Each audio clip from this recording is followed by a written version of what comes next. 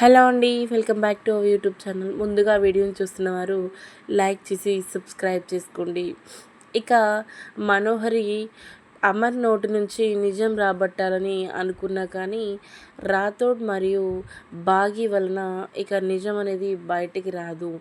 అదే అంటే ఆ ఫ్లోలోని తర్వాత చెప్తానులే అనేసి ఇక అమర్ కూడా అక్కడి నుంచి వెళ్ళిపోతాడు కదా. ఇక వెంటనే బాగితో ఇలా అంటూ ఉంటుంది, బాగి అసలు నువ్వేం చేసావో తెలుసా? అమర్ ఏదో ఒకసారి నిజం చెప్పేవాడు కదా. అమర్ నిజం చెప్తుంటే నువ్వెందుకు అడ్డుకున్నావు బాగి? రాతో అని అంటూ ఉండగా, అయినా ఆ పాప ఎవరో నీకెందుకు మనోహరి? నీకెందుకు ఆ పాపపై అంత ఇంట్రెస్ట్ అని అంటూ ఉండగా ఇక తడబడుతూ ఉంటుంది. బాగి, నీ దగ్గర దాచించాలు ఏమీ లేవు కానీ నీకు సరస్వతి మేడం అంతా నిజం చెప్పేసింది కదా. రణ్వీర్ భార్యని నేనేనని చెప్పేసింది కదా అని అంటూ ఉండగా, మనోహరి రణ్వీర్ భార్య నువ్వా అని షాకింగ్గా చూస్తూ ఉంటుంది. వామ్మో, నాకు నిజంగానే తెలీదు మనోహరి. ఈ నిజం అసలు ఇన్ని రోజులు ఎలా దాగి ఉంది? అయితే సరస్వతి వార్డన్ నీకు చెప్పలేదా అని అంటూ ఉండగా, నాకు నిజంగా తెలీదు మనోహరి, నువ్వు రణ్వీర్ భార్యవి అని. అయితే ఆ పాపని అనాథాశ్రమంలో వదిలేసింది నువ్వేనా అని అంటూ ఉంటుంది ఏమీ తెలియనట్టు బాగి. వామ్మో, అనుకోకుండా చ టంగ్ స్లిప్ అయి నిజం చెప్పేశాను.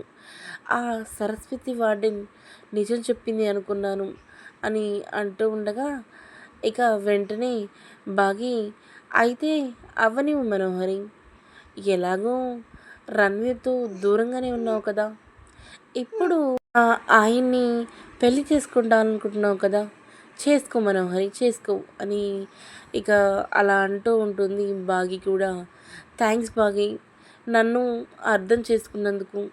కానీ ఆ పాప ఎవరో నీకైనా తెలుసా అని బాగి అనడంతో, నాకెలా తెలుస్తుంది మనోహరి, నాకు అసలు ఆ పాప ఎవరు కూడా నాకు తెలీదు అని అంటూ ఉంటుంది బాగి.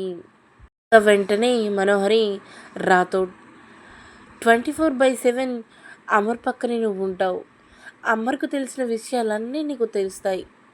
ప్లీజ్ రాథోడ్, ఆ పాప ఎవరైనా సరే నాకు నువ్వు చెప్పు అని అంటూ ఉండగా, ఏంటి మేడం గారు, అంత పెద్ద విషయాలు నాకు ఎలా తెలుస్తాయండి?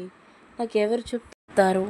ఎంతో ఇంపార్టెంట్ అయితే కానీ సార్ మ్యాటర్ బయటికి తీసి నాకు చెప్పరు అని అనడంతో, అది కూడా నిజమే రాథోడ్, మరి ఎలా తన్ని కనిపెట్టడం అని అంటూ ఉండగా, ఎందుకు మనోహరి టెన్షన్, నీకు పాప ఎవరో కనిపెట్టాలి కదా, మనం కనిపెడదాం అని బాగి ఇక సపోర్ట్ చేసినట్టు మాట్లాడుతూనే ఉండగా, చంబా మాత్రం ఉల్లికి ఉల్లికి బల్లి తోడైనట్టు ఎంత కొట్టినా గోడకు పోదు అన్న సామెత ఈ మనోహరికి నిండా వర్తిస్తుంది.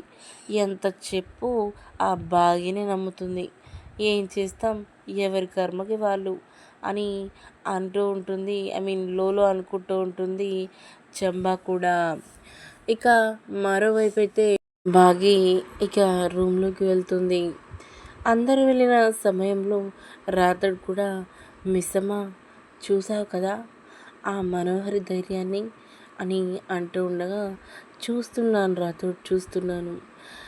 పొరపాటున ఆ పాప మన అంజుని అని తెలిస్తే మాత్రం ఈ మనోహరి ఏం చేస్తుందో అన్న భయం ఇస్తుంది రాథోడ్. ఏదో ఒక రోజు ఈ నిజం అనేది తెలుస్తుంది కదా రాథోడ్. ఆ రోజుకైనా అసలు పాపను అంటే పాప ఎవరో తెలుసుకుని ఏం చేస్తుందంటావు రాథోడ్ అని అంటూ ఉండగా, ఇంకా ఏం చేస్తుంది మేడం, తీసుకెళ్ళి ఆ రణ్వీర్ చేతిలో పెడుతుంది. ఇక ఆ రణ్వీర్కి పాపే కదా ముఖ్యం. పాపను తీసుకొని కోల్కతా వెళ్ళిపోతాడు. ఇక ఇది ఇక్కడ సెటిల్ అవుదామని ప్లాన్ వేసింది అని అనడంతో, అంతేనంటావా రాథోడ్ అని అంటూ ఉంటుంది బాగి. అంతే మిస్ అమ్మ మనోహరి, రణ్వీర్‌కి ఇవ్వడానికే ఇవన్నీ ప్లాన్స్ చేస్తుంది. కానీ ఎంత ప్రయత్నించినా సార్ నోట్లో నుంచి అంజు పాప, ఆ పాప అని చెప్పనివ్వద్దు మిస్సమ్మ మనం అని అంటూ ఉండగా, అవును రాథోడ్, పొరపాటున అంజునే ఇక తన కన్న కూతురని తెలిసిందో ఇక అంతా అయిపోయినట్టే. అంజుని ఏ క్షణమైనా ఇక్కడ నుంచి రణ్వీర్‌కి పార్సెల్ చేస్తుంది. ఇక మనం కాపాడుకోవడం కొంచెం కష్టమవుతుంది రాథోడ్ అని అనడంతో, నువ్వన్నది కూడా నిజమే మిస్సమ్మ అని అంటూ ఉంటాడు రాథోడ్. మరోవైపు జైల్లో ఇక రణ్వీర్ సైన్ చేస్తూ బయటికి వస్తూ ఉంటాడు. ఎన్నేళ్ళయింది ఈ బయటి వాతావరణం చూడక. నేను పగతో రగిలిపోతున్నాను లాయర్ గారు. ఆ మనోహరికి ఫోన్ కలిపి ఇవ్వండి అని అనడంతో ఇక లాయర్ తన ఫోన్ నుంచి ఫోన్ చేయడం మొదలు పెడతాడు. ఇక చెయ్యగా కాల్ లిఫ్ట్ చేయదు. ఇక పోలీసుల దగ్గర జైల్లో ఉన్న బట్టలు, ఫోన్ అవన్నీ హ్యాండోవర్ చేయగానే రణ్వీర్ దగ్గరున్న కొత్త నెంబర్ నుంచి మనోహర్‌కి కాల్ వెళ్తూ ఉంటుంది. ఇక మనోహరి మాత్రం ఏంటి, ఎవరో కొత్త నెంబర్ నుంచి కాల్ వస్తుంది, ఎవరై ఉంటారు అని అనుకుని కాల్ లిఫ్ట్ చేస్తూ ఉంటుంది మనోహరి. హలో, ఎవరండి అని అంటూ ఉండగా, సంతోషంగా ఉన్నట్టున్నావు, అందరి వినాశనాన్ని చూసే నువ్వు సంతోషంగా ఉన్నావు అంటే నేను నమ్మనులే మనోహరి అని అంటూ ఉంటాడు రణ్వీర్. ఇక వెంటనే కళ్ళు పెద్దవి చేసుకుని చూస్తూ ఉంటుంది మనోహరి. "హ! రణ్వీర్, రణ్వీర్, నువ్వెప్పుడు వచ్చావు జైల్లో నుంచి అని అంటూ ఉండగా, ఏంటి మనోహరి, జైల్లోనే చిప్పకుడు తినిపిస్తూ చచ్చేదాకా అక్కడే పడుంటాడని ఫిక్స్ అయ్యావా ఏంటి, నువ్వెప్పుడు వచ్చావని అడుగుతున్నావు అని అనడంతో, అయ్యో చచా, లేదు లేదు రణ్వీర్, ఆ రోజేదో అనుకోకుండా జరిగిపోయింది. అసలు నువ్వు జైలుకి వెళ్ళినందుకు నేనెంత బాధపడ్డానో తెలుసా రణ్వీర్ అని అనగా, అవును, చాలా బాధపడ్డావనుకుంటా.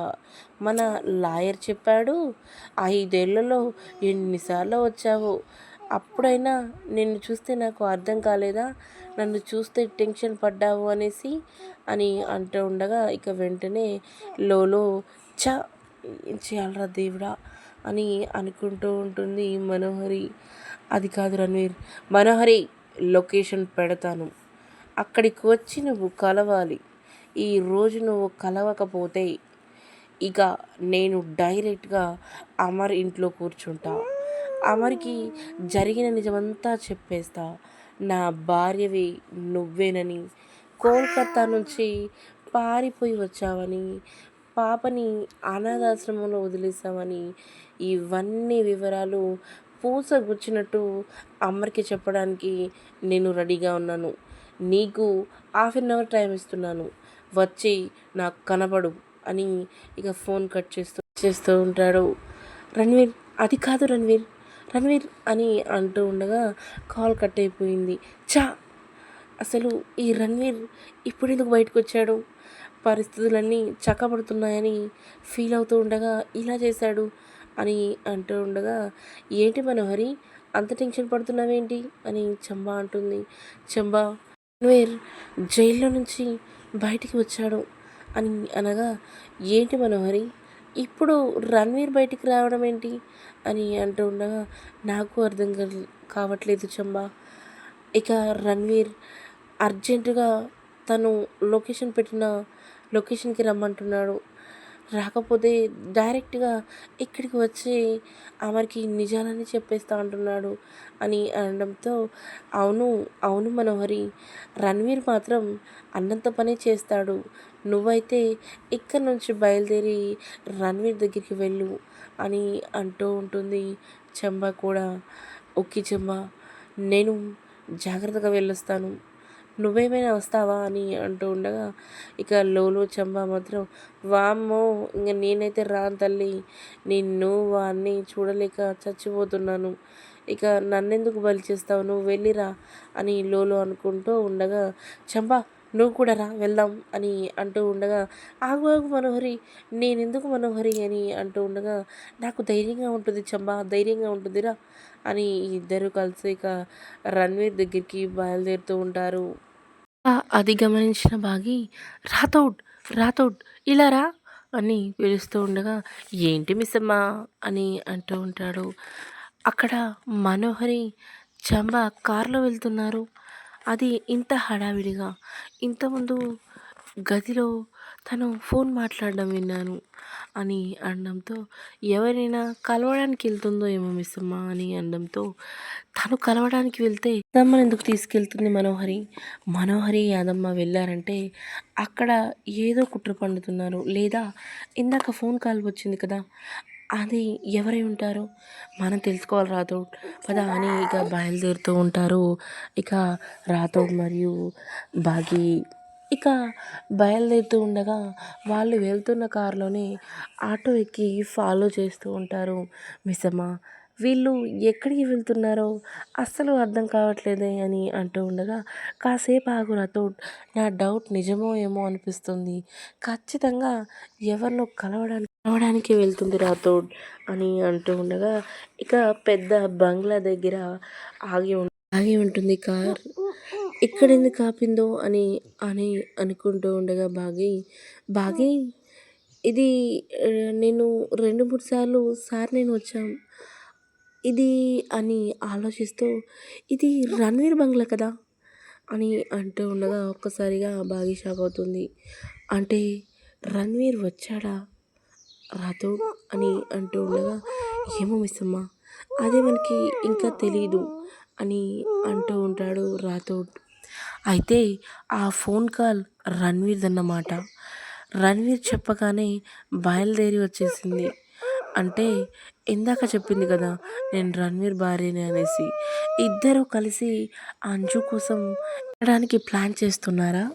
లేదా అంజుని ఏం చేయాలనుకుంటున్నారు? తన కూతురు ఎక్కడుందో అని ఎలా వెతుకుతారు అని అంటూ ఉండగా, రాథోడ్ లోపలికి వెళ్దామా అని అంటూ ఉండగా, వద్దు మిస్సమ్మ, ఇక్కడ అన్ని కెమెరాలు ఉన్నాయి, వద్దు. ఇప్పుడు ఇక్కడికి ఎందుకు వచ్చావంటే, ఇంట్లో వచ్చిన కారణం గుర్తుంది కదా, కలపడానికి వచ్చానన్నావు. అలాంటప్పుడు నువ్వు రణ్వీర్ ఇంటికి ఎందుకు వచ్చావని మనోహరి ఆర్ రణ్వీర్ ఫొటోస్ చూసి అడిగితే ఏం చెప్పాలి? మొత్తం ప్లాన్ నాశనం అయిపోతుంది మిస్సమ్మ అని అంటూ ఉండగా, నువ్వన్నది కూడా కరెక్టే రాథోడ్ అని అంటూ ఉంటుంది మిస్సమ్మ. సరేలే అని తను వచ్చేదాకా ఇక్కడ వెయిట్ చేద్దాం అని అనుకుంటూ ఉండగా, ఇక మరోవైపు అయితే ఇక కాలు మీద కాలు వేసుకుని రణ్వీర్ కూర్చొని ఉంటాడు. ఇక భయంతో దగ్గరికి వెళ్తుంది మనోహరి. రణ్వీర్, ఎప్పుడొచ్చావు? ఎలా ఉన్నావు అని అంటూ ఉండగా, ఎలా ఉంటే ఏంటి మనోహరి, నువ్వు సంతోషంగా ఉన్నావు కదా బయట. ఏది తాళిబొట్టేది? కాళ్ళ మెట్టలేవి? అయ్యో, అలానే ఉన్నావేంటి? చచ్చా, 5 ఏళ్లలో పెళ్లి చేసుకుని ఏమీ లేని దానిలా ఇలా నిలబడ్డావేంటి మనోహరి అని అంటూ ఉండగా, ఇక అటు ఇటు చూస్తూ ఉంటుంది మనోహరి. నన్ను జైలుకు పంపించావు, నా కూతురు ఎక్కడుందో మర్చిపోయేలా ఇంకా వెతకకుండా చేశావు. నువ్వు సంతోషంగా ఉన్నావు అనుకున్నానే, అమర్ని పెళ్లి చేసుకున్నావు అనుకున్నాను. ఓహో, ఇంకో నిజం తెలిసింది. పాపం భాగ్యని కూడా ఇంట్లో నుంచి గెంటించేసావంట కదా, నీ మాయామంత్రంతోటే కదా.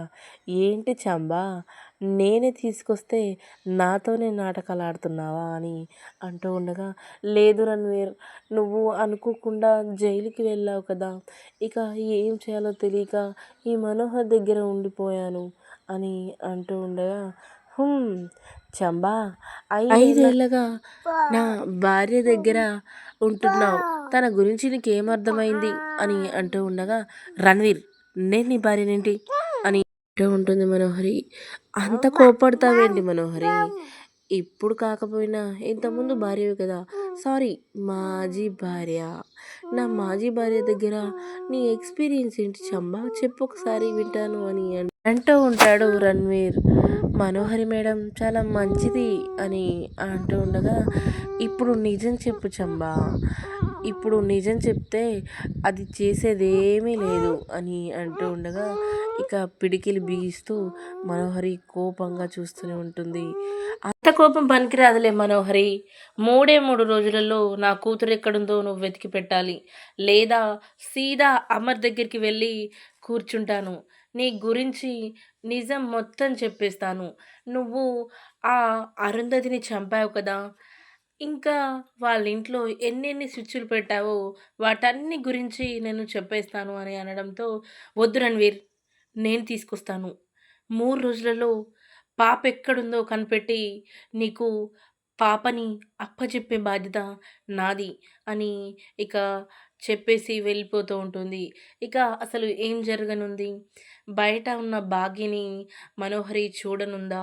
లేక అంజుని తన కూతురని తెలుసుకోనుందా అనేది మనం తదుపరి రివ్యూలో తెలుసుకుందాం. అంతవరకి మన ఛానల్‌ని సబ్స్క్రైబ్ చేయండి. Thank you for watching.